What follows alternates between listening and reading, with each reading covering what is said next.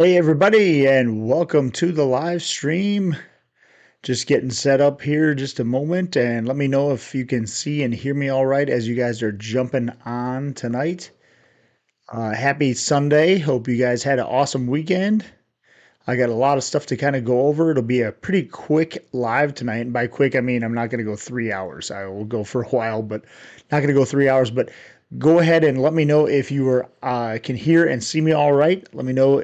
Give me a little shout out in the chat feature if you can. Just go ahead and shoot me a thumbs up or something so I can make sure everybody can hear and see me all right. And then we will get started. And I'll tell you a little bit about what we got going on the channel and other stuff that we have going on over the next couple of weeks, which I'm really excited about because I've got my trip coming up, which I'll talk about quite a bit tonight. But that's in less than 1 week away. So very, very excited about that. Everybody doing all right? Give me a thumbs up and shout out in the chat if you can see and hear me all right. Tonight I am drinking my Vienna Lager. If you have not watched that video, that one is the latest one to drop on the channel. It is an amazing, awesome, super sweet fall beer. That is one that you are going to be video and sound working. Okay, good, awesome, man. Welcome, Cresswell. Das me, good to go. Awesome, man. So this Vienna Lager, this is the latest video that I put out on my YouTube channel. Go check this video out if you haven't already. This is an awesome, awesome I keep saying summer beer, fall beer. There's a lot of really good fall beers. You'll do the pumpkin ones, right? You'll have the Oktoberfests that are coming out. You're gonna have all different kinds of stuff on the store shelves. But one of the ones that is less than normal on the store shelves anyway for availability is the Vienna Lager, and a lot of times you won't even see the Vienna Lager as labeled as a Vienna Lager. It's going to be labeled as like um, you know it'll be like a Sam Adams or something like that, because that's normally what a Vienna Lager is. And so it's really hard to see that style listed on the store shelves. But it's a really, really awesome amber colored, kind of a Marzen-y, but a little bit more bitter, a little less malty Marzen style, which I also have an Oktoberfest, which is a Marzen from Polinier, which is one of the beers that they have at Oktoberfest, which of course I will be at Oktoberfest personally next weekend in Munich, Germany. So going on Friday.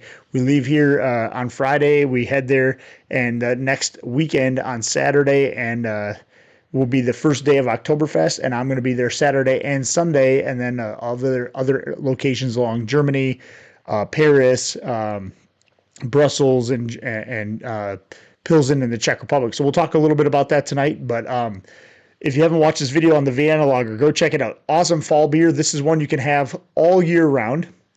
That's why Sam Adams Boston Lager made it kind of their traditional beer. This one is a really awesome beer.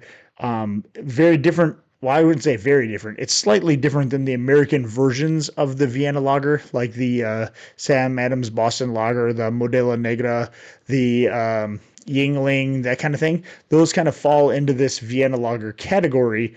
But with this Vienna malt, you get this kind of sweeter honey beer, that kind of thing. And so I've been letting this one sit a little bit, but normally it has a pretty good head retention on it. I also found out that I had another CO2 leak, which I'm not happy about, and my 20-pound CO2 tank is empty today for some reason, and I need to figure that out because I just did a CO2 leak video a little bit ago because that happened to me recently. So apparently I have not fixed the problem completely, and I still have a CO2 leak.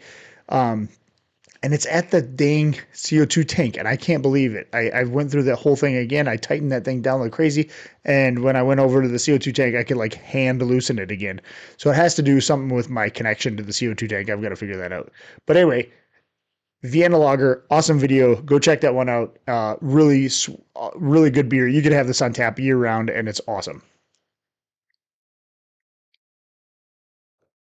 So go check that one out. This is a good. It's kind of get that like bready, honey, kind of toffee flavored, but with some bite in it. A little less malty than like a Marzen, but a really good solid beer. So go check that one out. That one's a really good beer. But anyway, what about you guys? What are you guys drinking, and what have you done all weekend? And let me know if you have any cool brews on plans, or if you have anything coming up that's going to be awesome, or maybe you did something this weekend. Let me know. Also, if you have any questions, feel free to shoot them. I'm happy to answer anything that you guys have for questions tonight as well. Just a couple of quick things. If you haven't subscribed to the channel and you want to, go ahead and do that. We're just about 6,000 subscribers. We're just underneath that. So getting really close to 6,000. So that's really awesome. I'm also getting up there in members, which is awesome because we have member perks now. So the channel, if you become a channel member, you get channel perks, which means you get brew day sheets, you get videos as early as they drop, which is a couple of them on there right now that you can watch as a channel member. And then you also get the kind of exclusive recipes like the hazy IPA that I did last spring, which has multiple medals now. I've got gold medals, I've got silver medals. I actually got another silver medal this weekend on that one because I put it in multiple competitions. So that was a great IPA.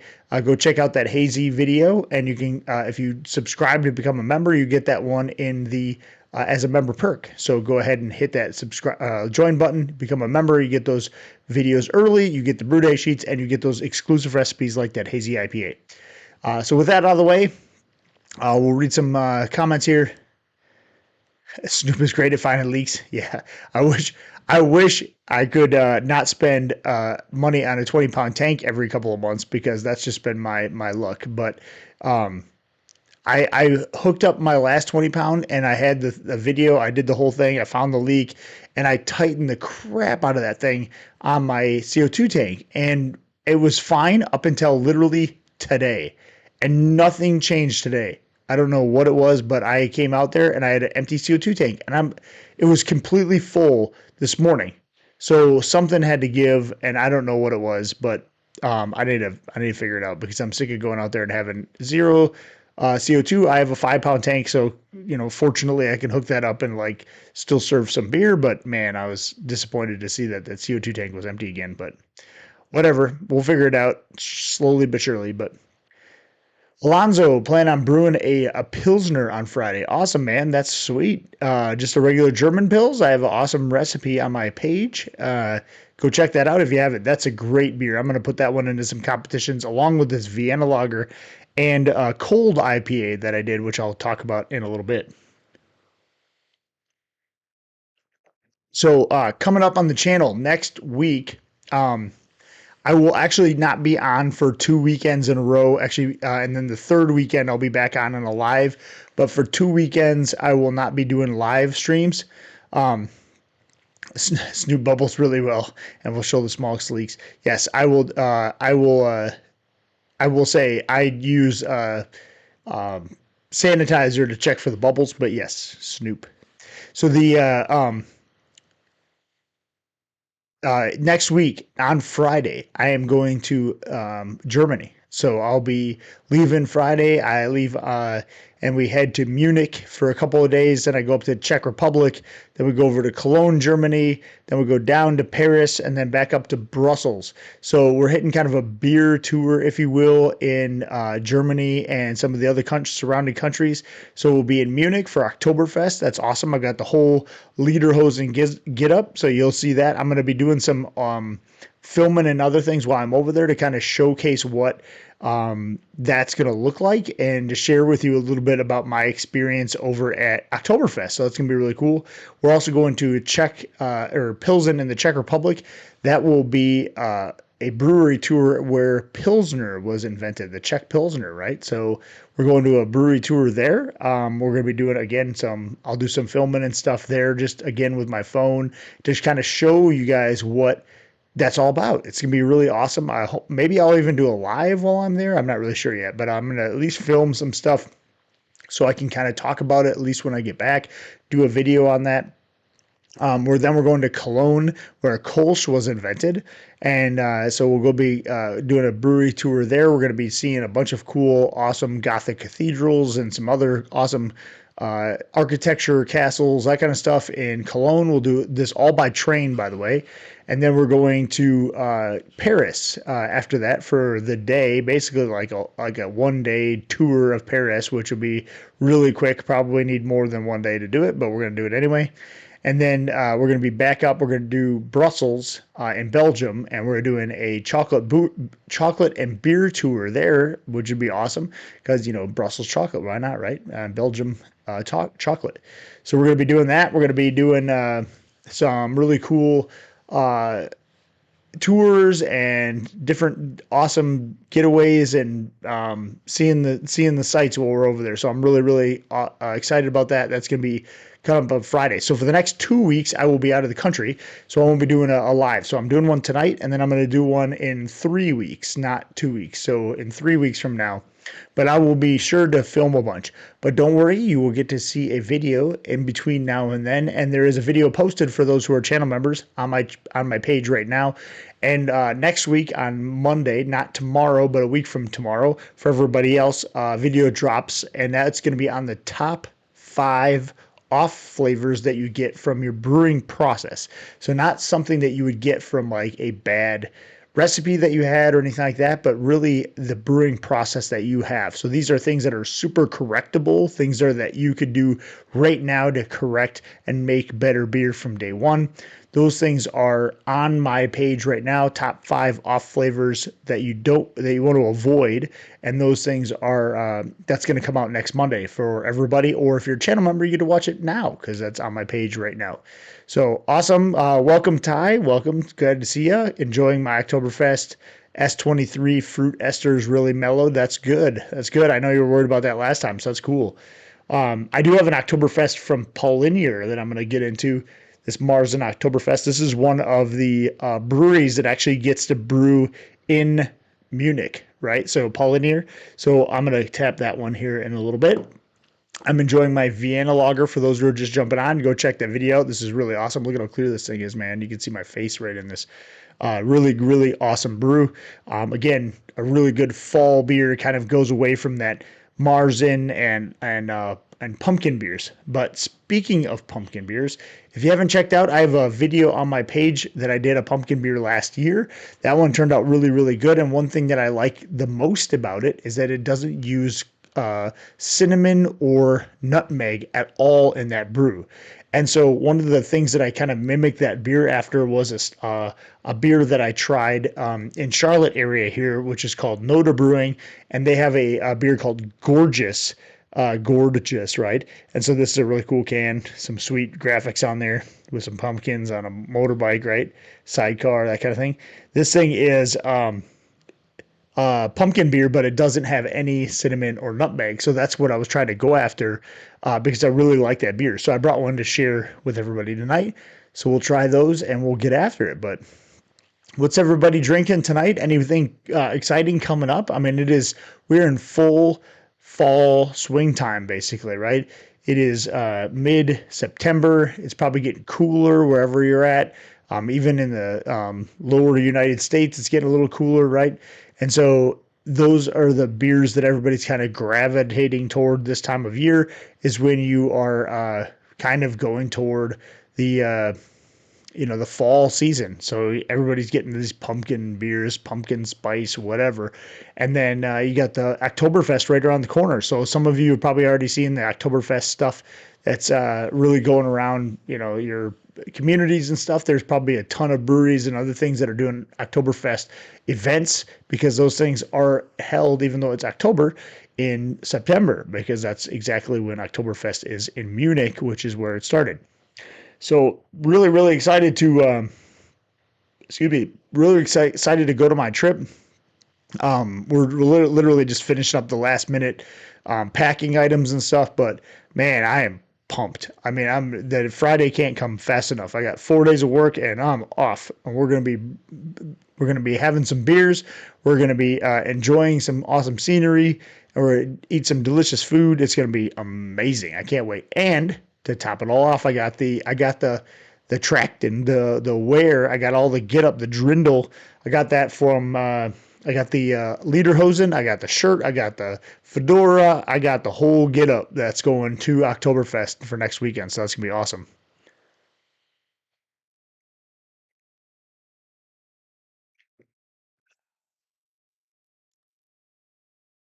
Local brewery has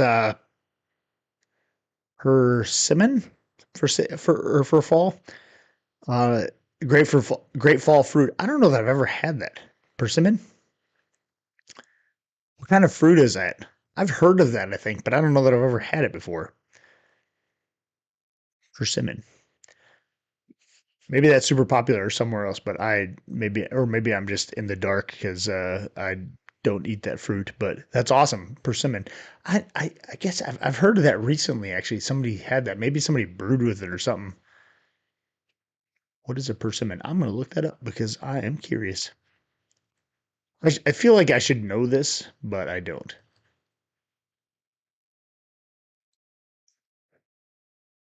Well, it looks like a tomato squash type of stuff. It's an edible fruit of a species of trees.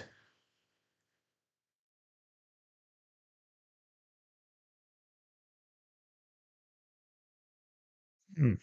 It looks like a little small tomato or like a pumpkin or something, like a small tomato pumpkin.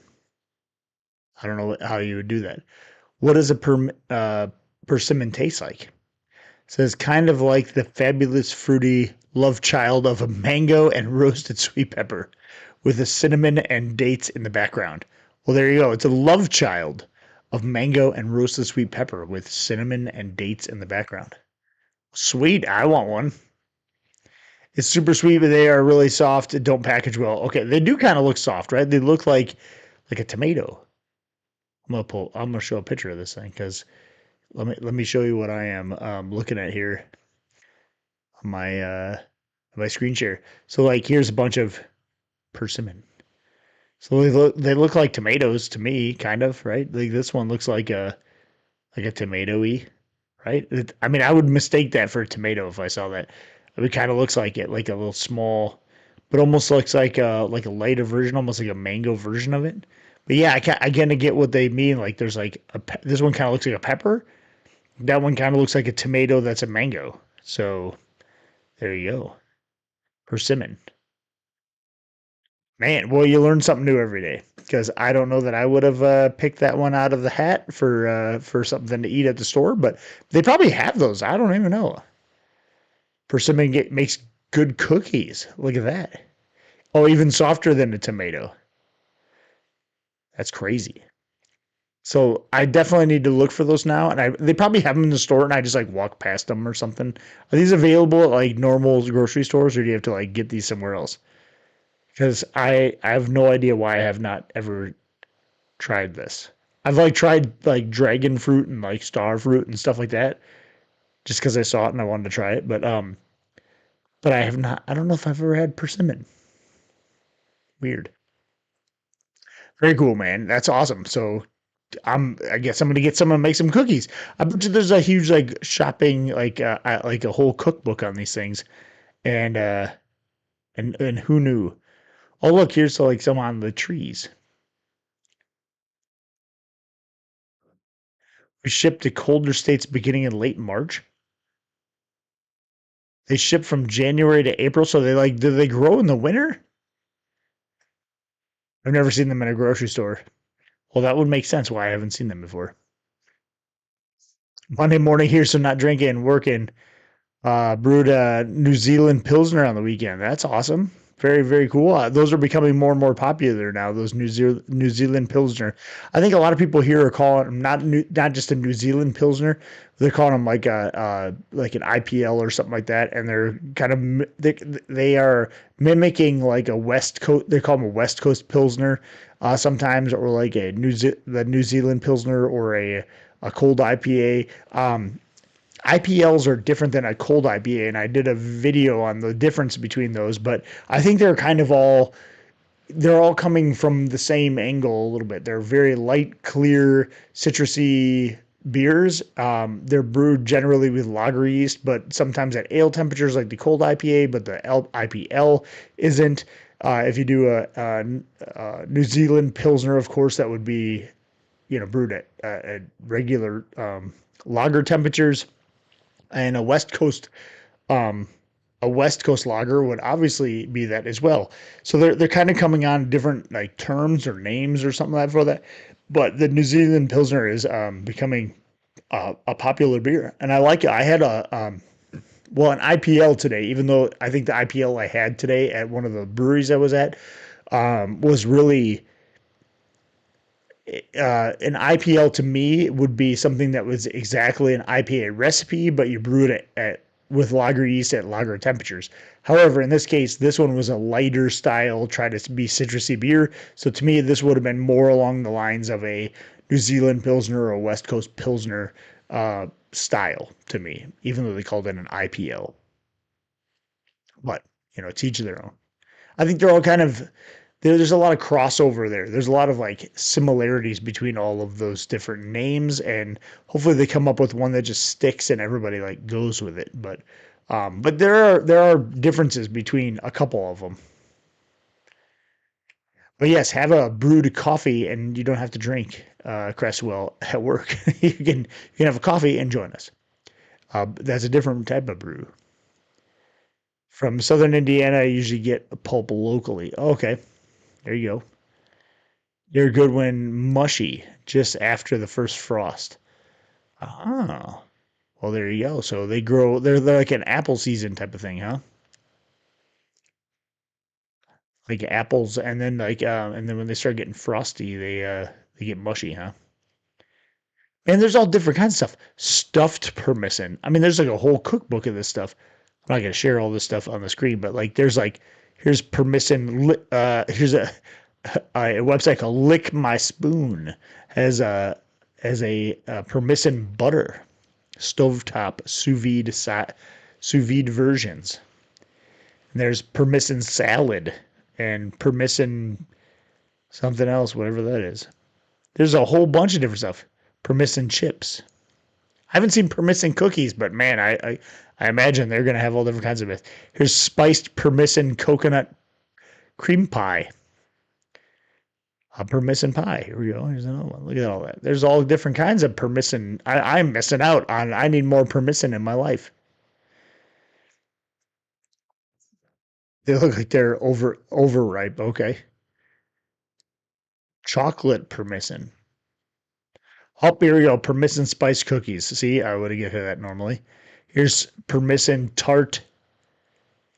Look at that little. What is that? Like they thinly shave it on the top of tart? That's weird. I'm going down a rabbit hole of permission now.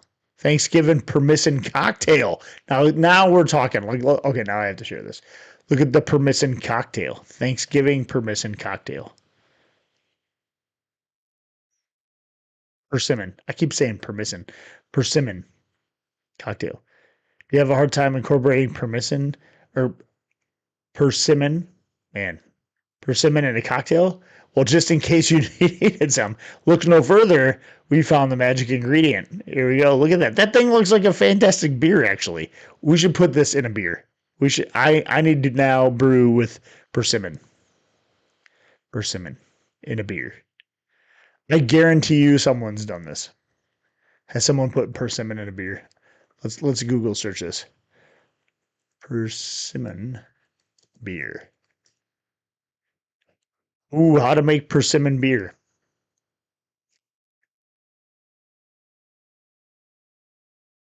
This old American style is being resurrected by Indiana brewers. Here we go, Indiana. There you go, Ty. Let's share this guy. Persimmon beer. American persimmon, a fruit native to the United States, have been sweetened in the country's palate. It's been baked into bread, cakes, puddings, and even seeds were used to make oh, very strong buttons. Well, would you look at that? But its most common use might have been persimmon or persimmon. Persimmon, God, I gotta say that right. Persimmon beer, a sour style that's currently enjoying a resurgence in Indiana. The beer became a staple among enslaved plantation workers in the South who had limited access to fresh, potable water. Well, I will tell you what, this is crazy because they brewed it a long time ago. Well, do they have like a recipe in this thing? No, just that. What? They need to tell us how to brew this thing. How'd they brew it? Well, that is just crazy. I will say right now that now I need to maybe make a persimmon beer. Bloomington Brewing Company. There you go. Ty, I need some of that in my life. I need to research that. So apparently persimmon is the way to go in the fall. Cider, move on over. We're making persimmon ale. Am I saying that right? Persimmon? I'm pretty sure I'm right saying persimmon, right? I keep saying the wrong one, but persimmon.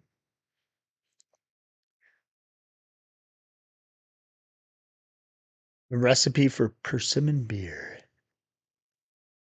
We made persimmon beer too. Just stuck our persimmons in a keg or two with three gallons of water and sweet potato peelings and some hunks of cornbread and left it in there until it began to work and it became a and sure it was a good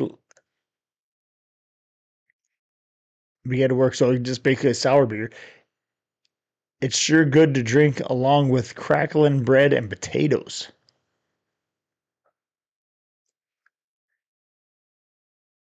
Persimmon is for the sugar and flavor, I guess. Potato peelings, cornbread. Okay, that is super weird. Well, I'm not going to try that exact recipe, but that's what they used to do apparently a long time ago on the plantation. So pretty sweet. Well, along with that, anyone else got some really sweet recipes that they're working on for their for brewing um, in their own scene? So are they anyone doing something really awesome that they're brewing this fall besides a Vienna lager, which I just brewed. So anyone doing like a pumpkin spice or cookie? Some people do like sugar cookie beers this time of year. Some people do like pumpkin ales. Let me know what you guys are brewing. Are you guys anyone doing Oktoberfest or something like that? But now I'm on the persimmon bandwagon because I definitely want to try that. So after this one, I'm gonna try the gorgeous, which is the gorgeous, right? This is the pumpkin beer. This one's such a good one.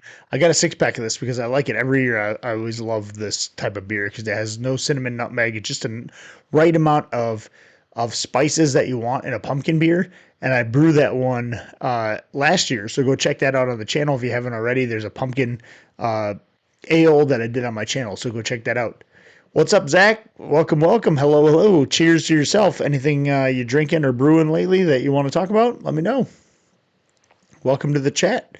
We're just getting started here. A little bit ago, we are just talking about persimmon, which is apparently looks like a tomato and tastes like a mango and a sweet pepper had a baby. So who knew? I should try to brew with one of those. Definitely need to kick it up a notch. I'm doing my, so speaking of brewing with funky stuff, on Tuesday we do, and I've talked about this a couple times on my lives. So if this is a repeat, sorry about that. Every year for my homebrew club, I do a fantasy draft where we draft beer ingredients, right? And once those beer ingredients are gone, so say somebody picks two row, it's just like a football fantasy draft. You pick a player, that player is gone, right? In this case, we pick ingredients, and that once you pick ingredient, the ingredient is gone. And so in this case, we are doing that on Tuesday, and that means that um, somebody like picks two row, well, two rows gone, right? And so I need to pick some weird, funky, different directions, that kind of thing. And maybe persimmon is the way to go for putting something in my beer that I don't want to necessarily brew with, but I'm going to brew something cool anyway. So, I'm brewing with a buddy of mine. We're going to be doing a different beer, and I have no idea what ingredients it are because we haven't picked them yet. So coming up on the channel though next week, I talked about this a little bit ago. We're gonna have the top 5 off flavors that you can prevent as part of your process of your beer. So these are top 5 things that you can stop right now or do differently right now to make better beer. So that'll be out next Tuesday. If you're a channel member, you can hit that join button. You get that video early, along with all the videos as I post them early. And you also get the brew day sheets and some other member perks. So go ahead and hit that join button, become a channel member like Ty, like Larry that are on right now. When you see those green names, they're channel members. So you can also become a channel member, hit that join button and join below. Also, if you haven't hit the subscribe button, go ahead and do that too, because you're here and this is all about making people better brewers. And, we do the live show every couple of weeks just to shoot the crap and have a couple beers together and ask any questions that you have about brewing. So if anyone has any questions just in general, right? You're starting to brew, you're putting together a recipe, you want to learn something different, shoot it in the chat section. We'll get to it, I promise. I try to answer everybody's questions and comments just because this is what this channel is all about, is teaching people to become better brewers or getting people into the hobby in general, right? So that's what it's all about. What's up, Greenzo? Cheers, man. Welcome, welcome. So on Tuesday we're doing that fantasy draft, and a couple of years ago I've done a bunch of different ones. I did a kind of a Mexican lager a couple of years ago with a guy. We did salt in it and prickly pear cactus. Believe it or not, I had never even tasted prickly pear cactus, but we went ahead and we put it in a beer, and it was fantastic. Last year we did a Oh man, what did I do last year? I brewed with a buddy of mine, and we did a toasted coconut peanut butter porter. That's what we did last year. That one turned out really, really well. And then, or no, that was 2 years ago. And then last year I did a hazy with a different friend of mine. And that one turned out really good too. So hopefully going in a little bit different direction. I have a different guy that I'm brewing with this year, and we don't know what we're going to get for ingredients yet, so we got to kind of go on the fly. So fantasy draft beer, just like fantasy football, once a player is gone or an ingredient in this case is gone, it's gone forever. You got to pick out something different. So that's going to be cool. And so really look forward to this. This is going to be a really cool recipe. So because we don't even know what we're going to be brewing yet. And then a couple weeks ago, I talked about a different beer that I wasn't able to talk about at the time, but now that the beers are all submitted, I can talk about it now. So after this, 5 off flavors are coming out next week. So those top 5 off flavor video, I have a different video that I'm doing for a competition called Beer and Branding. That one is a really cool event where they showcase a secret ingredient every year, and we all have to brew with that secret ingredient. This year, the secret ingredient was Chinook hops, which normally it's something a little bit more obscure like salt or maple syrup or cocoa nibs or something like that. This year, they picked just a general hop, Chinook hops, as the secret ingredient. So what I did is I used all Chinook hops in a cold IPA. And so in that case, it's kind of like a smash beer kind of, because there was so much two-row and just flaked rice in there that there really wasn't much of a grain bill. And then it was all Chinook hops in different stages of the brewing, right?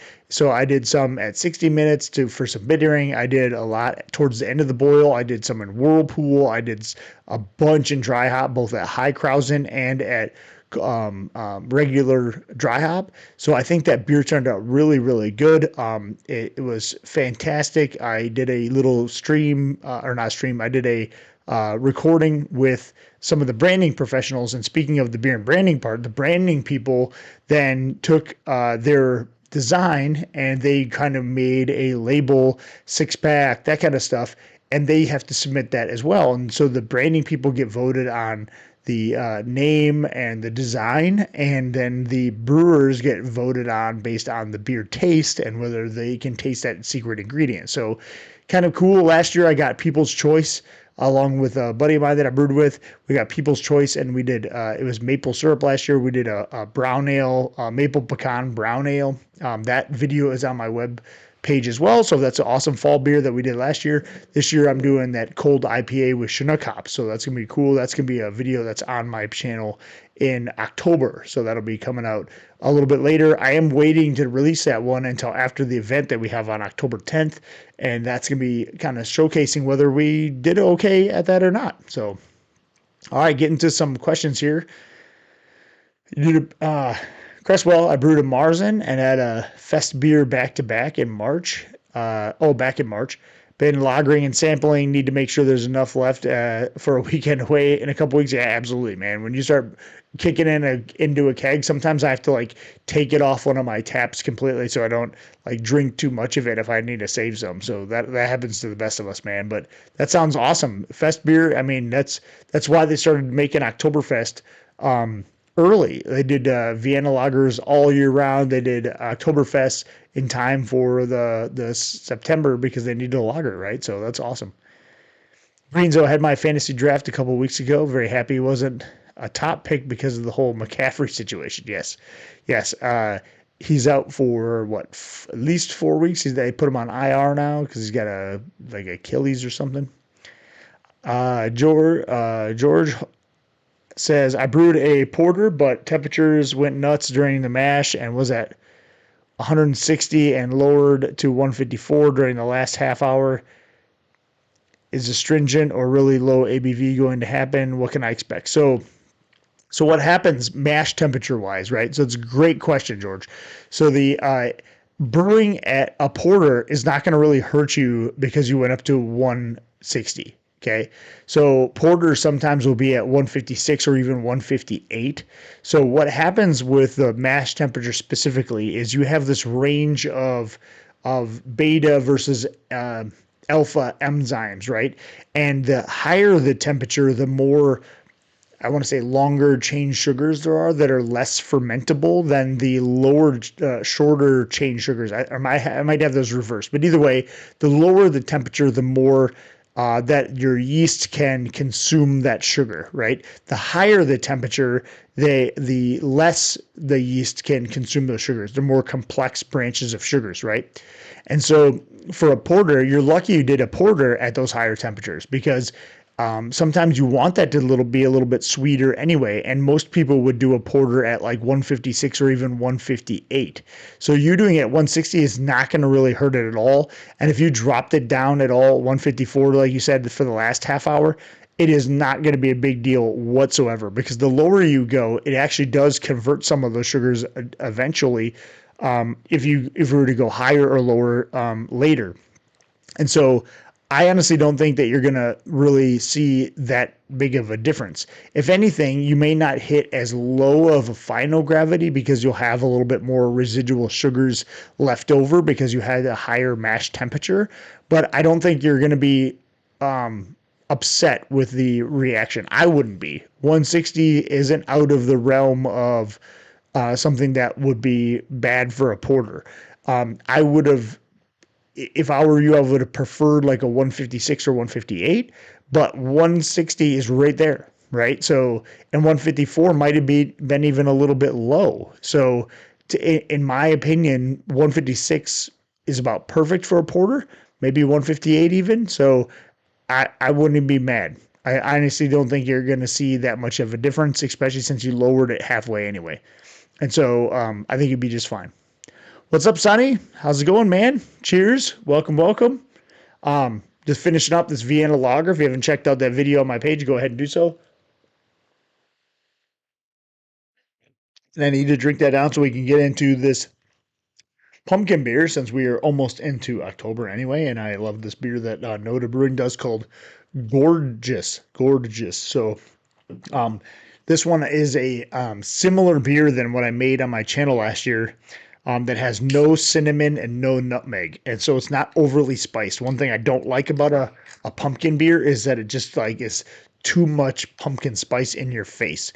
And so this particular beer that, that I'm going to be pouring here and the beer that I have on my channel, very, very similar in the fact that it's very low on the spices and not going to be like an in-your-face pumpkin spice beer. So that's going to be awesome. So here we go. I'm going to pour this guy here. We're going to have a cup pumpkin beer.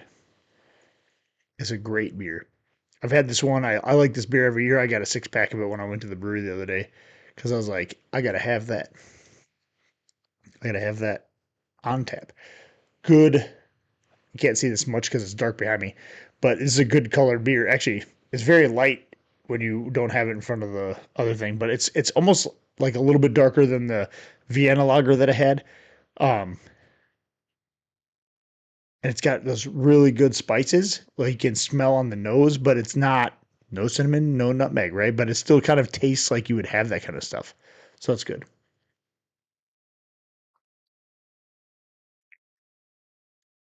Just that subtle fall pumpkiny flavor that you'd want. That's really good. It's really good beer. Greenzo, I mashed a porter at 160 before intentionally because I wanted the sweetness, and it was really good. But yes, like Dennis said, don't be surprised if you are final gravities at 1018 to 1020. Yes. So that's the same thing. So when you brew at those or mash at those higher temperatures, you just have some of those, I would call them unfermentable sugars or less fermentable sugars. And so you might have a higher gravity, final gravity. But no, it's gonna be really good. And the porters are kind of, they want to be a little sweeter, right? They got those chocolate notes, they got those other things. So I wouldn't be worried about it whatsoever. Greenzo's right. If you mashed just like you were telling me, nothing to worry about whatsoever. Send me one of your beers because I want it. No, I'm just kidding. But George, it's gonna be just fine. And you might be surprised. Some of your yeasts might actually eat up more than you think, and so you might still end up at 10-14 or 10-12 or something like that. But a porter's supposed to end a little bit higher anyway. So I mean, you don't want to be down in 10-10, 10-09 because then you're going to be a little bit too dry for that style. So 10-16, 10-18 is probably not a bad deal. Yeah, Green Zone. That's what I was just talking about. So the pumpkin ale on my page last year about this time. I have a pumpkin ale that's on my page. Go check out that recipe. Awesome, awesome beer. I did roasted pumpkins in there, and I did a very similar spiced to this gorgeous beer that I just brewed or just poured here. There's no cinnamon nutmeg, but it's got a couple of other things, and it's got clove, allspice, cardamom, and ginger. That's the four spices that I used, but in very low amounts. So it's just this little back end, not too much cinnamon nutmeg. There's no cinnamon nutmeg in mine whatsoever. So go check out that video. It's a really, really good fall pumpkin beer video. That one is like a home run for that one. So go check it out. That's a that one. I have a couple of Oktoberfest videos and I have the Vienna Lager that just got posted. Those are all awesome fall beers. Last year I did that maple syrup pecan brown ale. You can check that out too. That's a really good fall beer as well. I'm trying to think of other fall beers I've done. I've done a bunch of different porters, vanilla porter, chocolate coconut, toasted coconut porter. I think I did one with peanut butter too in that one. Um, Trying to think of other fall beers. I mean, porter's getting into winter beers, but at the same time, I like a good porter anytime, really, even in the summer. But yeah, those are all great beers. But go check it out because I got the pumpkin for sure. Got the Oktoberfest Marzen styles. Got the Vienna Lager, and then the brown ales. All awesome choices this time of year to have on tap, where you're sitting around the campfire, on a little cooler nights with a sweatshirt, drinking some good, delicious kind of amberish to darker beers.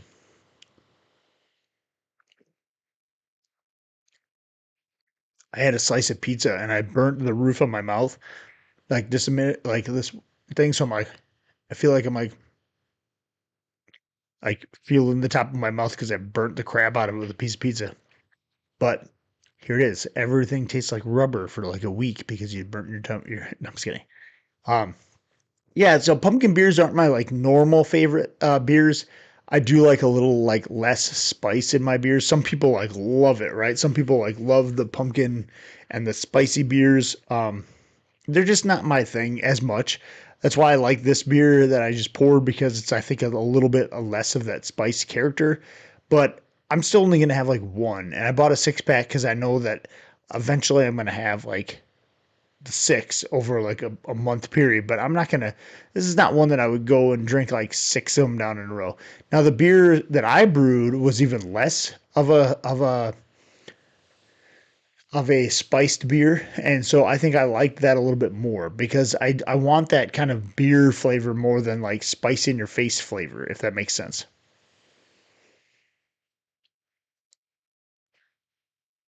Thanks, Dennis and Greenzo, for the porter feedback. Yeah, absolutely. By the way, my final gravity was 1055. What final gravity can I expect? Brewfeather says 1015. Yeah, if you brewed there, I wouldn't be surprised if you had, like Greenzo said, maybe like a 1016 to 1018, but you might be surprised. It depends on the yeast that you're using. What yeast are you using? I wish I could send you some beer. I live in Guatemala, so cheers from this little country in Central America. Hey, guess what? We're all in the same boat, beer, brewing beer. But you know what? I'm glad that you're here and asking questions because that's what it's all about. And you can describe it for me, and I'll pretend to drink it. Because I will tell you, I like to pat myself on the back because I think I do a pretty good job of brewing, but I've been brewing for a long time. And so, where I can help people skip the mistakes, I guess, if I made, because I've made quite a few of them. If I can help people kind of skip ahead to brewing better beer faster, that people would appreciate the hobby a little bit more. So I think that's awesome that we can help you out because that's what the channel's all about. So if you have questions, literally nothing is too dumb to ask on this channel as far as beer brewing. So if you have a question, I'm surprised all the time. We even had a little Q&A at my homebrew club the other day, and people I thought that would brew all the time were asking really good questions about stuff. And it was kind of like doing this on my channel, kind of like just interacting with people and talking about like what to expect. And we're not experts, but if you've brewed a couple beers and you have a couple of beers under your belt, well, then guess what? You get to have a little clout and answer some questions because you're better than the person who's just starting out. And so I think that it's invaluable for you to share some of that information with other people. And that's why I like share most of my recipes, right? There's a couple of really cool recipes that I keep for channel members. And so if you want to become a channel member, you get one of those hazy IPAs. And I will tell you, I just won this summer alone on that hazy IPA video that I put out. I was going for a gold medal in one of the competitions and I ended up getting silver. However, I got a gold medal in another one, a silver in another one, and a bronze in a fourth. I can't remember. I got 4 medals on that one alone, on that particular hazy IPA. So if you become a channel member, you get that hazy IPA video, or the hazy IPA video is for everybody, but you get that recipe as a channel member. So go check that one out. Honestly, it's one of my better hazy IPAs that I've done, and I put it in a competition, and it's been really. I put it in several competitions, including one that's ending soon. I think I have one more with that one. And then I have the Pilsner that I just did, the Vienna Lager that I just drank. That's not this one, that's the other one. And then I have a cold IPA that I'm bottling up a couple beers tomorrow, putting them in a different competition that'll end in October. So hopefully, we'll see how it goes. What's up, Bobby? Cheers, cheers. Welcome, welcome. Welcome to the live stream. Hope everybody's doing all right. Again, ask any questions that you want. And we're just kind of kicking and seeing how the thing goes. We got a pumpkin ale, very similar beer to what I have on my channel. So check that out if you haven't brewed a pumpkin beer before. I have my last beer of the night. I'm going to be doing a Paulinier Oktoberfest Margin. So that one's coming up here shortly. That's one of the breweries that is allowed to brew at Oktoberfest, which I was talking about a little bit earlier. I'm going to on Friday. So Friday, I'm leaving out for Munich, Germany. And so I leave Friday, and then we get there Saturday, and all day Saturday, all day Sunday, I will be at Munich, Germany, and I would say most of the time, but a part of that time I'll be at Oktoberfest in Munich. So it's gonna be really cool. We're gonna see the sights, hit up the tents, have some beers, have some great food. It's going to be absolutely amazing. And yes, I am wearing lederhosen for all of you guys that are wondering, because I know you were all thinking of me in my lederhosen and my checkered shirt and my fedora, which yes, I have, and the whole getup. I mean, including the 2-piece socks. I mean, I got it all, and that will be on a video in the future when I come back. But we're doing a whole kind of beer tour in Europe. We're going to the Czech Republic to do Pilsen. We're doing the Kolsch in Cologne, Germany. We're going down to Paris for a day. We're going up to Brussels and doing a chocolate beer tour there. It's going to be amazing. I cannot wait. And that is on Friday, literally yet less than a week. So for the next 2 weeks, I won't be doing it live. I will be overseas and enjoying the sights, but I will be doing all of that stuff for you guys so I can come back and do a video on all that because I'm going to be recording a little bit of my time there to kind of share with you guys my experience from a brewer's perspective. So that'd be very cool. George used SO4, by the way, didn't have any more yeast for an ale, inventory issues. Hey, guess what? George, SO4 is a great ale yeast. I've used that several times, and sometimes I actually prefer the esters from SO4 versus SO5. So I don't think you're going to have any problems with that with the porter whatsoever. So, Greenzo, I hope this is a personal question. Do you have any tips on managing your weight with all this beer? I'm having a hell of a time. Yes. So, I mean, you have to eat well. I mean, I'm not. I don't want to be like the say that I'm the best at that. As you can tell, in my videos, I've gained a couple of pounds, but then again, I'm a little bit older. But I also have a gym on half the side of my garage. So I have a gym on half side. I have a brewery on the other. And yeah, you gotta calories in, calories out type of thing, right? So you gotta you gotta work out, you gotta eat right, do some cardio, do some lifting, that kind of stuff. But yeah, part of brewing beer is you're gonna consume calories, and so some of that is just helping to curb it. You don't have to drink 6 beers a day either. There are a lot of weeks that I go with only having a couple, and then of course I'll have several other weeks, and so it's just all about kind of managing that and you know making sure that you're being conscious of your food choices on top of it. You can't just go eat pizza and hamburger and all those kind of things, fries and that kind of thing, and then also drink beer all week. And so you got to kind of do a little bit of both. But yeah, I'm not an expert by any means, but yeah, yes, it's everything in um, a rational way of thinking of everything in you know oh, you have to just be conscientious about your food choices and your beer choices. So I don't drink every single day, even though I have a kegerator with four or five taps on it at all times. But then again, some days I do, and I have to make sure that I'm doing the best I can, food choice wise. Pumpkin sounds interesting. Just made a chocolate beer for the first time. Trying out chocolate. Exciting to see how I did using. I did usually like I usually like a lighter beers. This is a cool channel. Yeah, so chocolate beers are awesome depending on so for the chocolate coconut porter, I just use chocolate malt and the chocolate malt surprisingly gives a lot of chocolate flavor. You could add some cocoa nibs and other things if you wanted to a porter, but you don't necessarily have to. I thought some of my chocolate coconut porter beers were sweet enough. With just the chocolate malt, it's surprising how much, again, just the malt will give that kind of chocolate flavor. Yeah, so SO4 is one of those things, Greenzo, that you would want to keep a little bit cooler, like you said. I would generally do an ale at like 67. For SO4, I'd probably do it like 63, 64 if you can. But not a huge deal if you don't. In a porter, it's going to be less noticeable than like a clean ale. Have a great time, man. I can't wait, Sonny. It's going to be an awesome time over in Germany. I cannot wait. How much is cool? Okay, yeah, 62 is cool, man. 62 is perfect. Lower the better. Yeah, you already beat me to it. So we were just talking about that. So 62, 63, 64 even is okay. I wouldn't go much higher than that for SO4. Um you would normally do 67 for like SO5. That's perfect.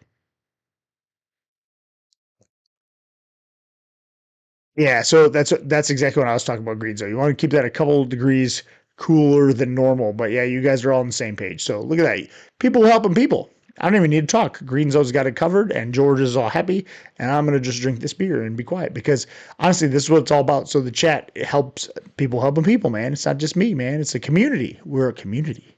So we're gonna have this pumpkin beer, and then I'm gonna enjoy that Marzen right after that, which I'm really looking forward to. Is why I chose that last because that Marzen is a fantastic beer. Again, one of the ones that you're gonna get, and it's kind of the BJCP style that they decide, hey, this is what a Marzen should really taste like, and they give it a commercial example of that beer, and a Marzen is that style.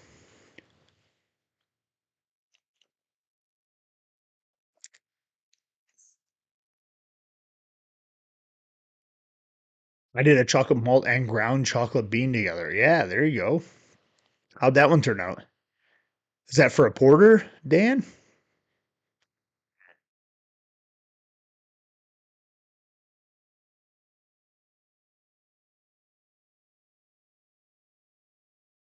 I don't know that one ferments a little hotter, Ty, but you want to keep it cooler in general just for the esters.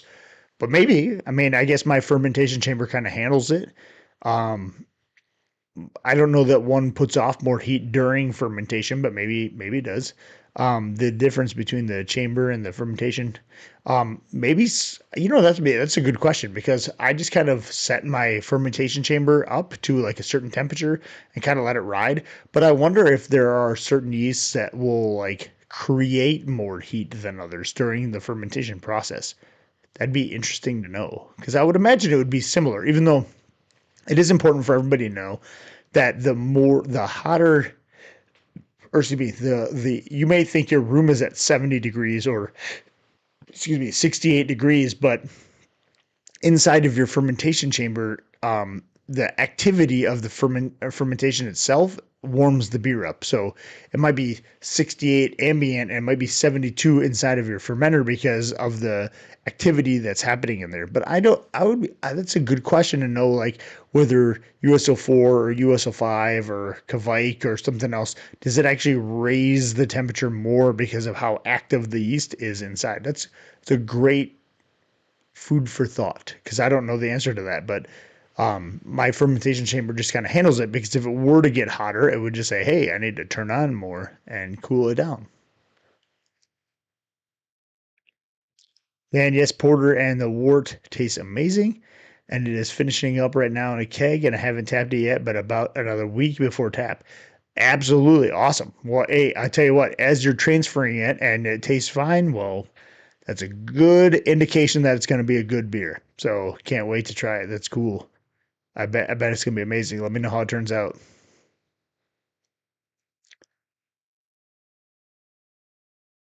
Now there's beers that there are definitely yeast that are quicker than others at fermenting and doesn't lag as much. Kveik being one of those yeasts, but I wonder if it actually gets hotter during the fermentation process. That's cool. I didn't even think about that. It's almost like something like Brulosophy would do as like a as one of their like trial and error things. But interesting because I mean most people who use temperature control would just kind of squash that out, right? They would just be like, "Hey, my glycol chiller, my fermentation chamber, is gonna compensate for it being hotter, and I'm not even gonna know about it."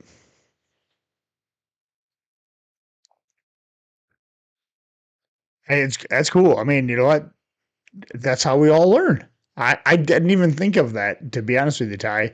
Like that would be a cool experiment to do if I didn't want to waste a bunch of beer. like because like my luck, I would get like, oh hey, I'm gonna do this cool experiment, and then half of my beer is really warm, and then I don't want it to be warm, and so since it's not a fermentation chamber, I need to let one be warmer than the other because of fermentation activity, you know. But it's interesting for those who are doing something in like a spare bedroom or something that may not have fermentation temperature control, or maybe their temperature control is not as good. It would be good to know, like, does that yeast actually produce more? Like, you shouldn't choose this yeast because it's actually hotter than the rest of them. That would be a cool experiment. I have a super small little fridge, so that's why I check. You know, honestly, I've had a lot of people who use one of those little dorm fridges for like a fermentation, and like it barely keeps up with fermentation because it's tiny, and their whole fermentation vessel like fits inside of it. Is that what you're talking about? Because I've had a couple of friends do that actually, and they're like they had trouble with the fermentation temperature just because their fridge would only kick on, and they couldn't do like lagers. Maybe they could do yeast, but they couldn't do lagers because their fridge would just be like constantly running to keep that beer down as cold as it needed to be.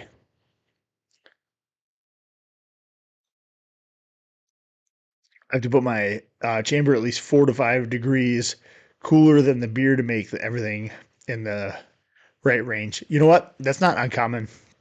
Um, I put my temperature probe for my Inkbird when I put it in my freezer, my chest freezer fermentation chamber. I put that thing on the side of the fermenter, so it's touching the beer. So it gets some ambient temperature and it gets some beer temperature, and it kind of like fluctuates, very very little.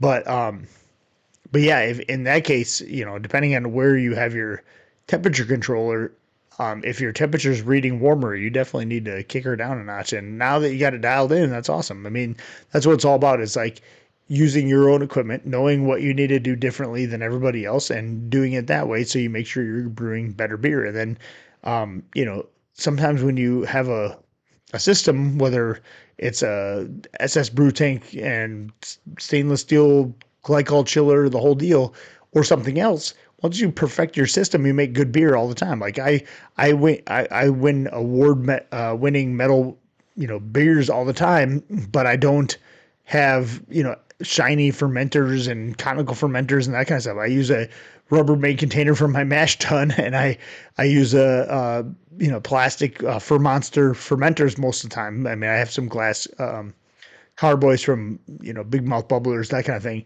But for the most part, I'm using plastic, and honestly, that's how most people get started, and how easy it is to see that it's not just about the equipment; it's about your process. And so when you get really good on one thing, then you don't have to worry about it. You just kind of keep with the same setup. But with that said, I am going to be trying to do some more stuff on a electric style all-in-one system here shortly. So I have some conversations going on with some manufacturers that will maybe help me with that.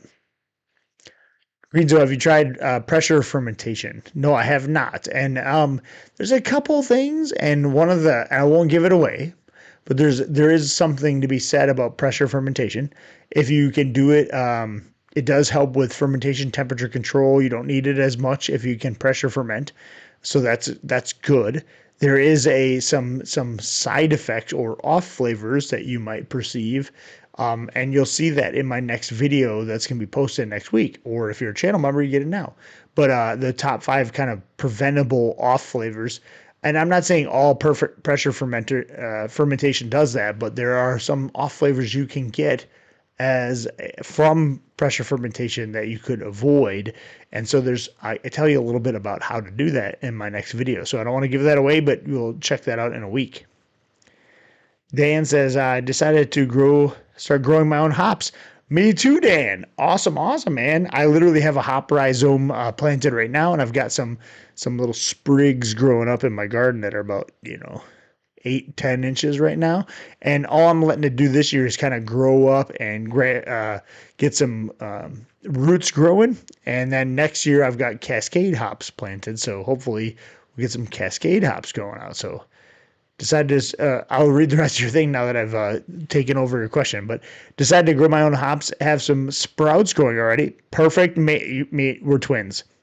Not using fresh hop before. I've heard people say it really makes a difference in taste. So definitely, I would use some fresh hops in your beer when you harvest.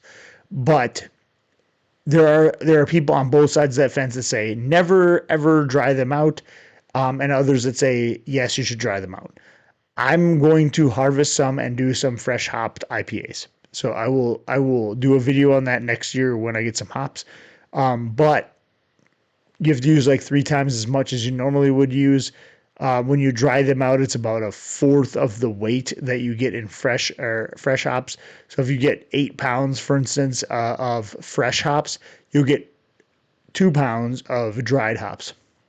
And so I'm probably going to dry some of mine for the sake of freezing them, vacuum sealing, and putting them away. But I will brew with some amount of hops that is equivalent to that in a beer. But yes, I think there's something to be said about brewing with fresh hops. Sierra Nevada does their fresh hopped IPA, which is their celebration ale, which is one that I perfected, by the way, last year. Go check out that video. That video is spot on, and I'm actually gonna talk about this again. Beer and Branding magazine in the United States released a 5 gallon recipe of the Celebration Ale, and I will tell you what, my video last year was freaking spot on almost for that recipe. So when I say that video, that in that video, the V2 version, my second version of the Celebration Ale in 2013, I think I brewed it in like November or December. That video, I nailed that beer. Nailed that beer. And their recipe that just came out over the summer or a couple of months ago for that, and they had put they put that beer in a recipe in that magazine. I went immediately and I checked whether how good that was and compared the two. And my beer was almost exactly the same as that beer. It was almost to a T. And I was like, oh my God, I nailed that beer. So go check out Celebration IPA version 2 from last year. But that beer specifically, and why I'm talking about it, Dan, is that one uses fresh hopped Cascade, and I think they use Centennial and something else in there. And I will say, I think the ones they use though is fresh hopped Cascade in that beer. So I'm going to be trying that one as well in the future. So I'll be doing a Sierra Nevada Pale Ale this fall. I got normal kind of like how to brew that. And then when I start getting Cascade hops in next year, I'm going to do one that is a fresh hopped version and see how different that might be. So that'd be a cool kind of comparison video in the future.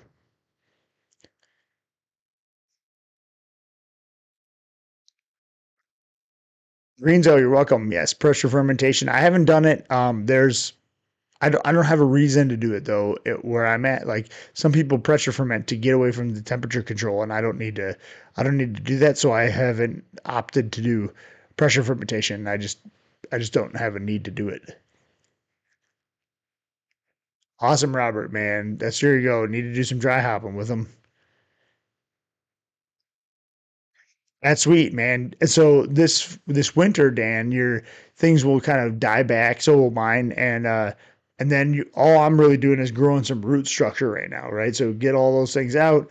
I'm not expecting to grow any hops this year. I'm gonna put a little stick up, let it kind of grow up, and put some energy on into the so it can get some leaves out and get some sun. But other than that, I'm just working on it getting root structure growing, and then I'm going to be doing the um, I'll do a video on that as well about this year and then next year as it starts growing and stuff. I'll do probably two of them, like how to set it up and then also how to um, how it starts growing and watering and all that kind of stuff.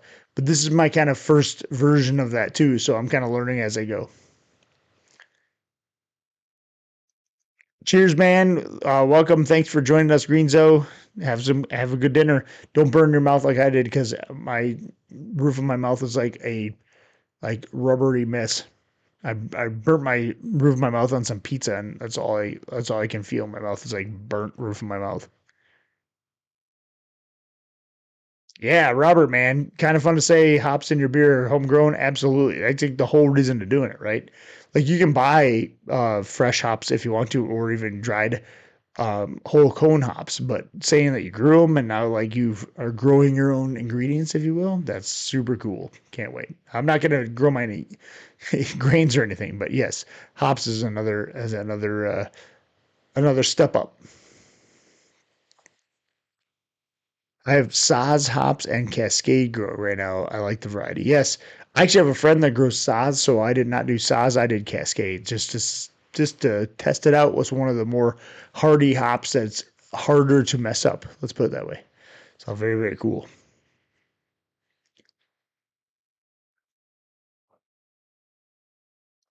All right, down the hatch with the pumpkin beer and on to the Paulinier Marzen Oktoberfest. Again, if you weren't paying attention or just joining us, Paulinier is one of the beers that they allow to brew at the Oktoberfest in Munich. And Paulinier is one of those brands. I think there's like the Fabulous Seven or the whatever seven breweries are allowed to brew at Oktoberfest.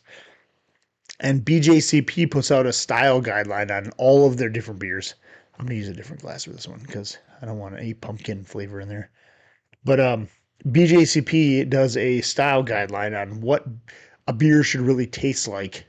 Um, and for Marzens, this is the style that's under that style guideline. So it's Paulinier Oktoberfest Marzen, one of the better Marzen brewers.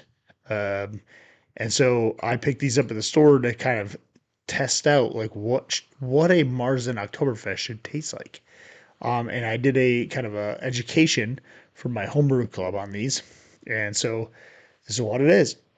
Right, very very similar color to my Vienna lager that I had recently, just a second ago. If you were there, so it's an amber style, very very cool. Should be a little bit more maltier than that one, but looking forward to it. Marzen is a great fall time beer, and everybody knows of Marzen as an Oktoberfest. So very very cool. Looking forward to malting my own barley too. I have tried the tray and water rotation method. I didn't do well at that. Thinking about making a temperature controlled rotation drum. Well, you are way past where I'm going to ever go because I'm never doing that. It's just too easy and cheap to buy malted barley everywhere else. But Dan, you are like a homegrown, doing it all yourself. So if you grow and cultivate your own yeast, you have it made because now you have water, yeast, hops, and grain. So, but that's awesome. I mean, very cool. I've never heard of anyone doing that. So, Dan, you're amazing.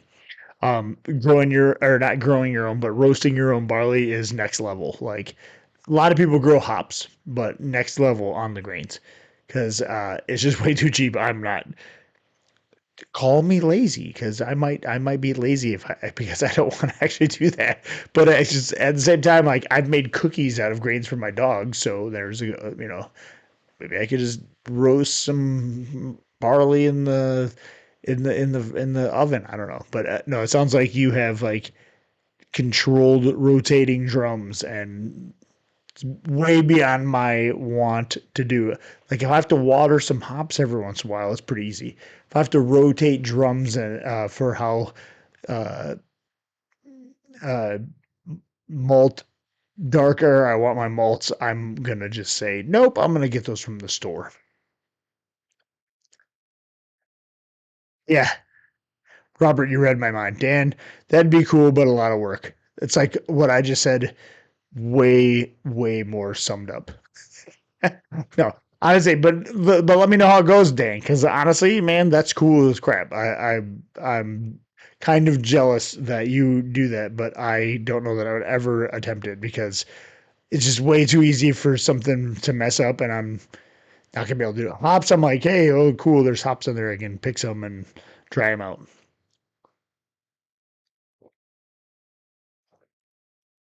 All right, Oktoberfest, just a solid beer. Marzen, man, I tell you what, you can't go wrong with that beer in the fall. The Vienna lager that I just brewed, fantastic. The Marzen that this Marzen from Paulinier, also fantastic. Very similar in color too, by the way. Um, and by the way, if you didn't know, Dan, I'm looking at you here, malt roaster. The reason that like Viennas and Marzens and stuff all have a similar color is because back in like the 1800s when they were like brewing these malts or roasting these malts for the first time, they didn't have temperature control down very well, and so some of the malts came out kind of like I would say burnt, and others like not as for dried at all, and so they haven't really perfected the malt drying process as well, right? So a lot of their malts came out like amber colored and chocolate and caramel colored, if you will, because of that. And so you'd have some malts that were like burnt and others that were not done, and so there was like this medium color gradient. And later they learned to do this because of like heat exchangers and other things where they would have indirect heat and it would dry out, and they would be able to perfect some of the pale malts, right? And so when that got perfected, they could have much lighter styles of beers. So you have that introduced the pilsners, the pale ales, the ESBs, and all those type of things. And so that's why you got a lot of these darker amber color beers right away, when beer brewing was in its infancy, if you will, in the 1800s, because the maltsters didn't have as good of technology. So there you go. I love fresh ingredients, and that's and to say that I did it literally made it all. And I make and repair my machinery for a living, so I have a workshop to make things. Hey, dude, you're speaking my language. I love it. Honestly, if I had the time to do all that, I would love to do that too. To say you like brewed all of your beer because of all the ingredients you made, like you're a one-stop shop. You're a one-stop brewing shop. So that's awesome. Like, and that's how some people kind of get into business, right? Like, if you get really good at it, it's like, hey, I perfected something, I made something new, right? And so, on a very much smaller scale and not nearly as cool, but that's kind of why I do a lot of like DIY stuff on my channel. Like, how can I make this myself, right? I like to tinker like in woodworking and other different stuff I do. I consider myself halfway handy, and so I like to be able to create things that are easily replicated by others. And that's why I have like a lot of DIY stuff on my channel. So I have like my hop spider and um, uh, what do you call it? The hop. Oh man, I'm drawing a blank on it now. Like the hop dropper, if you will. And then I have the uh, fermentation chamber and my kegerator, of course, but also a uh, jockey box, like all those type of things. That I'm making myself a recirculation tool for like how to like pour in and slowly recirculate wort in to make sure that you're getting a good grain bed. Like I've done a bunch of these things, the DIY cold crash guardian stuff like that, because I like to kind of tinker and I like to see if I can do stuff myself rather than buying something that somebody's already done. And I feel like I can do the same thing beer brewing wise as somebody else might have already done before. So to me, it's kind of like a game, but also like a how do you save money? How do I help other people save time, energy, money from doing this themselves? And so that's a fun way of doing it is kind of doing it for the channel and showing you guys how you can save a couple pennies by doing it yourself. So that's always a really cool part of my channel. I take pride in a lot of the like DIY situations, and some of them I've made videos for and then I've like kind of perfected after the fact. So, take what I do on my videos and kind of make them better if you need to, like, and make them different, and comment underneath and how you do that on those videos, because it's all about like saving money so people don't have to spend hundreds of dollars or thousands of dollars on some shiny piece of equipment when they could do it relatively inexpensive at home. So that's part of why I do my channel. I've been watching some of the bigger companies and how their machinery ideas are working on the barley. I'm doing a blueprint for a small version of it right now for a winter project. That's all what it's all about, Dan. You need to keep me in the loop, man, because I am now curious. I want to see how your malted barley process works, man. That's awesome. I mean, seriously, that's next level when it comes to beer brewing, right? Like next level stuff. Very cool. Awesome, man. Well, I'm going to recap a little bit about some of the stuff that's coming on the channel for those who have just jumped on a little bit later. I am going to Germany at Munich Oktoberfest, or excuse me, I'm going to Oktoberfest in Munich on I leave on Friday. I'm going to be there Saturday and Sunday. I'm going to be actually in the actual lederhosen, the fedora. I got the socks. I got the whole get up. We're going to be doing that. I'm going to be filming some of it. It's going to be awesome. I'm going to be putting in a video when I come back. I'm really, really excited about it. We're going to be there for 2 days doing the Oktoberfest thing, doing all that Munich has to offer. I'm also going to be doing a trip up by train to all these other places. So we're going to, right after that, we're going to Pilsen in the Czech Republic. Pilsen is where Pilsner was invented. We're going to do that brewery tour there. It's going to be really, really awesome. I'm going to be doing a train ride over to Cologne, Germany. And in Cologne, that's where Kolsch was invented. So we're going to be doing a little bit of tour in there. We're going to be seeing some really awesome Gothic churches and different really cool sites.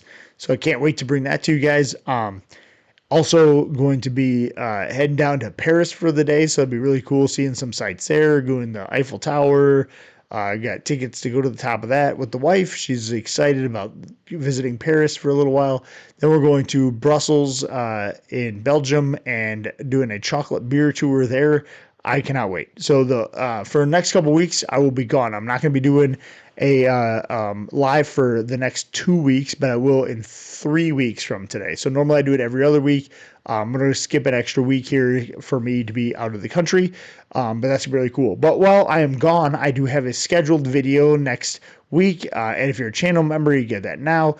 That is going to be on the top 5 off flavors that you can prevent on your process side of brewing. And so that's going to be really cool. That's on for all channel members now. So if you're not a channel member and you want to get those perks, you can get videos early. You get my brew day sheets, and you get those exclusive recipes like my hazy IPA, where I've done a bunch of different gold, silver, and bronze medals for that one. As I release that video, I'm still getting gold medals and other medals coming in from that IPA. So I'm actually going to do a kind of a video on that later on, like how many medals I actually won from that exact recipe. So go check that out if you're a channel member, and you'll get some of those exclusive recipes where you can brew it yourself. But that's for channel members.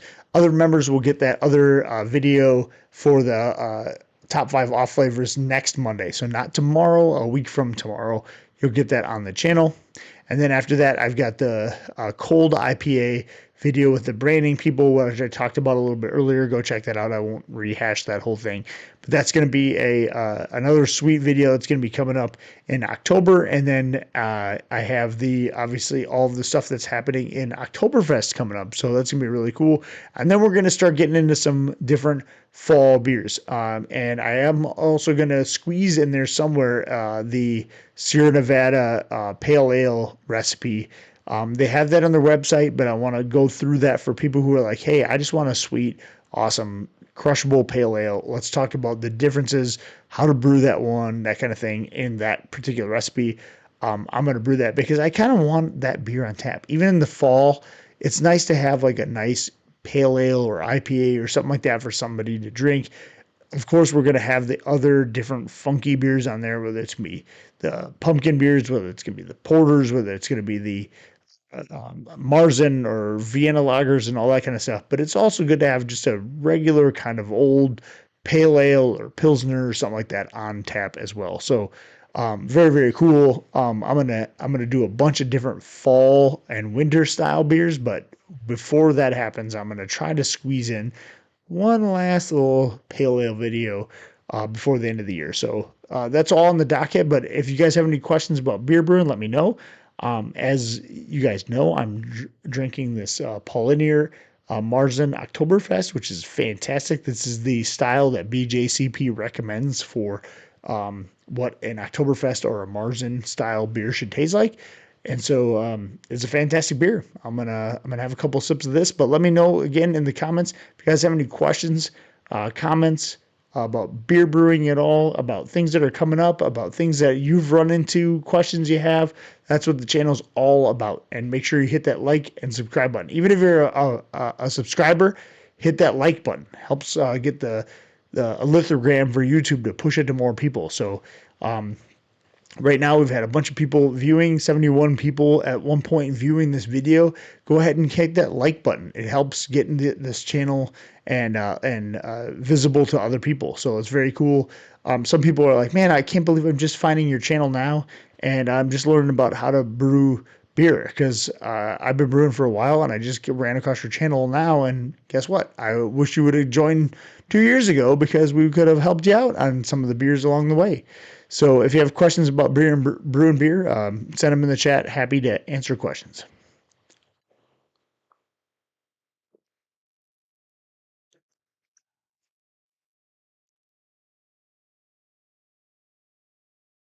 Honestly, brewing or this the channel Dan like you're talking about is sharing information. That's what the whole point of thing. That's the whole reason I kind of started this channel anyway.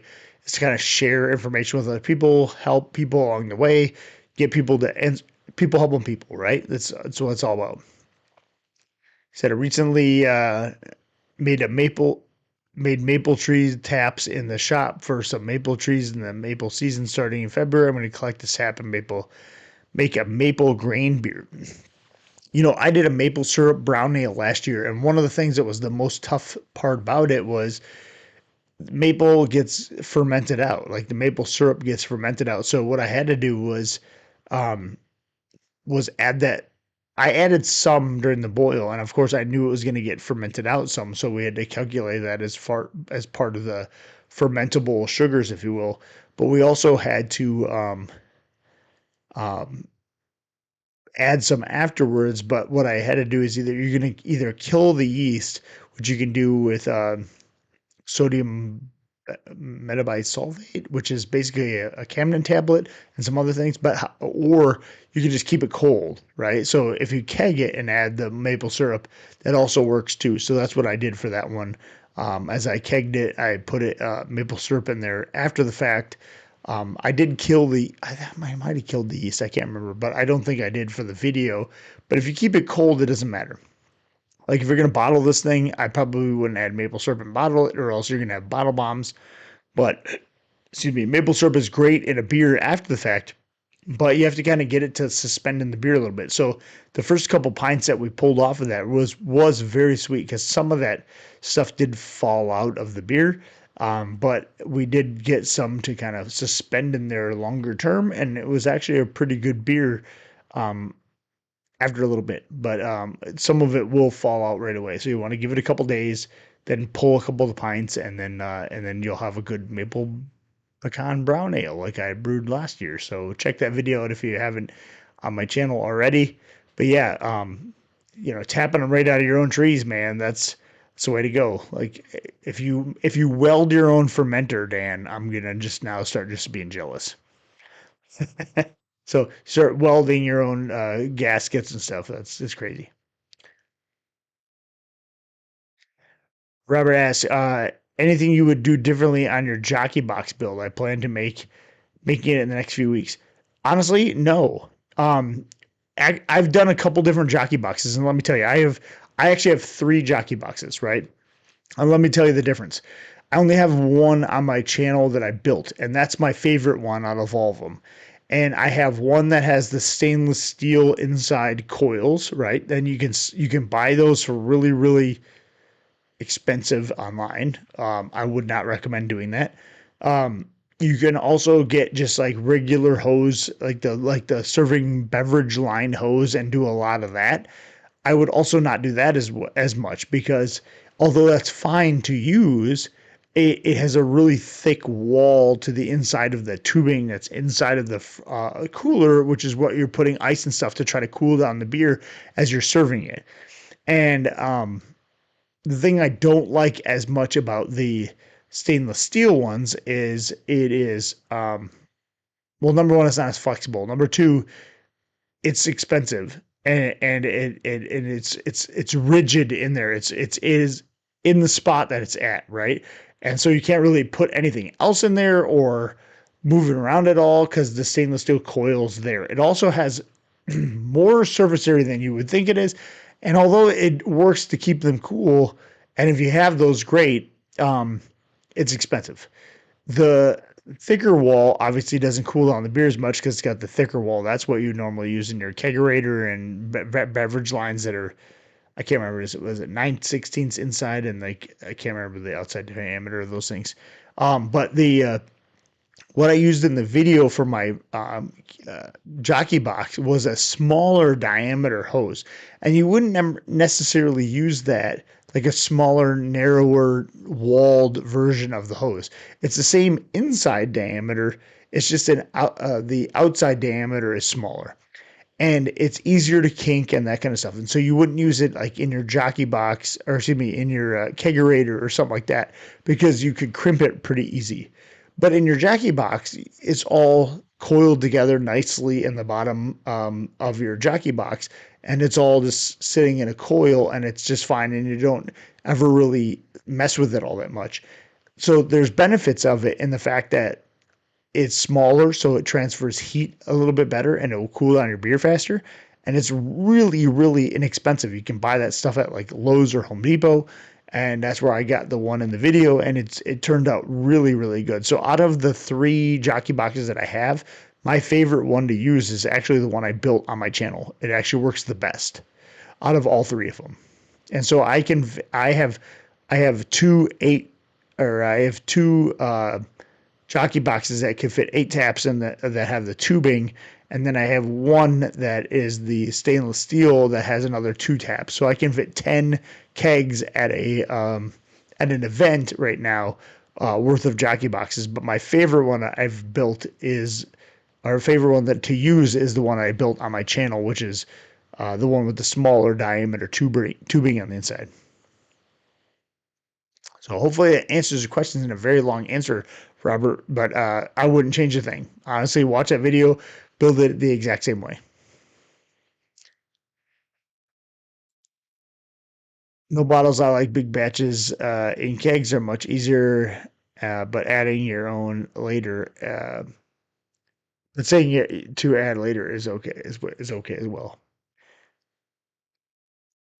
Yeah, honestly, don't worry about the hose coil. I mean, it stays in the jockey box. You don't worry about it. You pour ice over the top. That's it. And so I know a lot of people look at those like stainless steels. Oh, well, those would be more durable. What are you putting in there other than ice? You put ice in there a couple times. It just sits in there. The rest of it, I do zip tie them together. So in the video, you'll kind of see how like I zip tie the hoses kind of together so they're bunched together. So they don't get crimped by just moving around all over in there. But I will say right now, like they are just fine. Pour some ice in there, get some ice around those coils, and you're just fine. Especially as you get some, like, as it melts a little bit and you get some like liquidy water down there, it actually stays colder than you would think. It's going to be just fine. And so that narrow coiled vinyl works really, really, really well. So that's a great way to do it. Good question though, Robert. I love answering the questions like that. So that's very cool. All right, guys, we're on the Marzen Oktoberfest from Polinier. Cheers.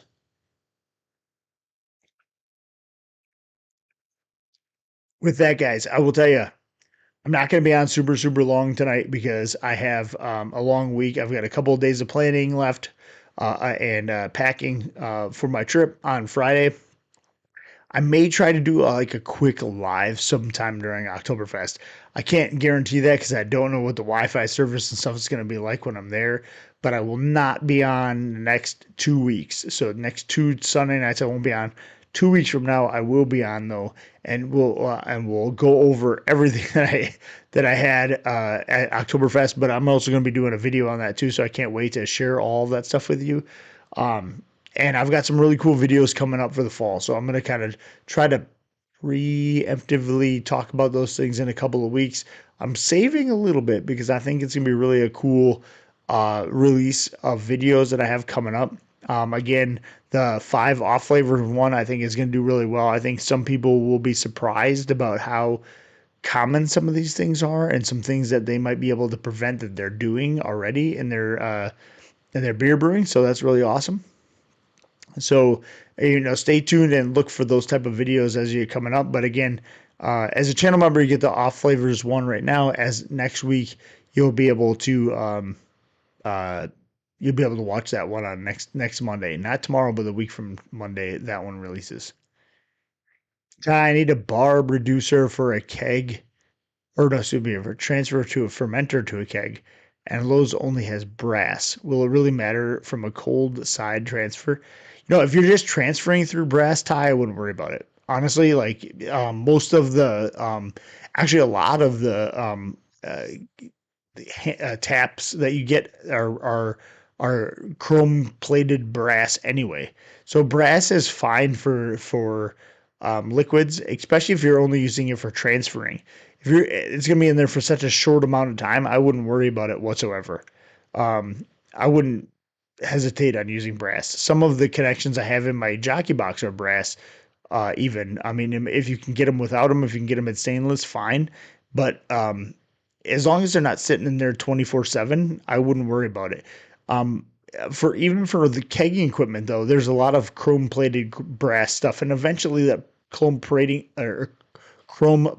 comes off, and you're exposing some of your beer and beer and other things to brass. And I wouldn't worry about that either. So it's food safe. I wouldn't worry about it. Go ahead and use it. So all right, guys, I'm gonna keep this a little bit shorter than normally. I went for about an hour and a half tonight. Normally I do like 3 hours of this stuff, and I'm very happy to answer questions if you have them and you leave them in the comment section. I'm gonna run tonight because I have a lot of stuff to do this week before I get going on my trip. But I hope I'm very appreciative of everybody jumping on tonight and sharing and answering questions, and that's what this channel is all about. Please leave any, again, additional questions in the video description below. Happy to answer everything. I appreciate all of you guys. Cheers. I wanted to say one more thing about clicking the like and subscribe button or the joining as a channel member if you want to. You get those videos early. You get the members only content like the brewer sheets that I have up there and the videos for exclusive members that show the recipes that I do, like the hazy IPA where I've won a bunch of medals. But go ahead and check that out if you want to. And I appreciate everybody jumping on tonight. It's been a really awesome night. I know I'm going to go a little bit short, but I have so much to do this week, and I can't wait to share everything about my sweet, awesome trip coming up that's coming Friday. So cheers and happy brewing, guys. I appreciate you guys. Happy brewing and cheers.